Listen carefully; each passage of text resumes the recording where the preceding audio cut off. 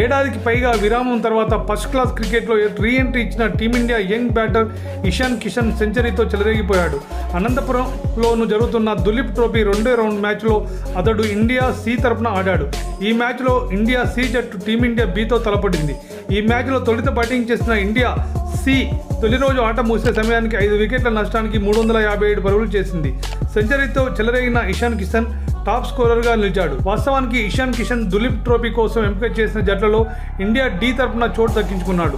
గాయం కారణంగా తొలి రౌండ్ మ్యాచ్లకు దూరమయ్యాడు. కానీ ఇండియా డిలోకి సంజు శాంసన్ చేర్చడంతో అతడిని ఇండియా సి జట్టుకు మార్చాల్సి వచ్చింది. గాయం నుంచి కోలుకున్న ఇషాన్ అనంతపురం వేదికగా ఇవాళ ప్రారంభమైన మ్యాచ్లు బరిలోకి దిగాడు. ఐపీఎల్ 2024 తర్వాత బీసీసీఐ సెంట్రల్ కాంట్రాక్ట్ కోల్పోయాడు.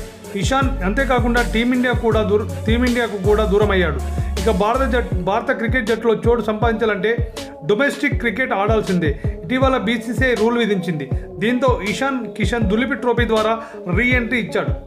ఈ మ్యాచ్లో ఇండియా సి జట్టు 97-2తో ఉన్న దశలో ఇషాన్ కిషన్ క్రీజులోకి వచ్చి రాగానే బాదుడు మొదలుపెట్టాడు.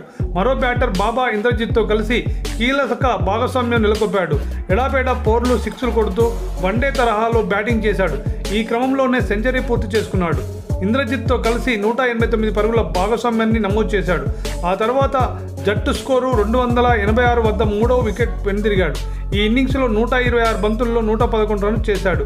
ఈ లెఫ్ట్ హ్యాండర్ దీంతో టీమిండియా జట్టు సి రేస్లో తాను ఉన్నానని బీసీసీఐకి సంకేతాలు పంపించాడు. ఈ ఇన్నింగ్స్లో ఇషాన్ 3 6లు 11 4లు కొట్టాడు.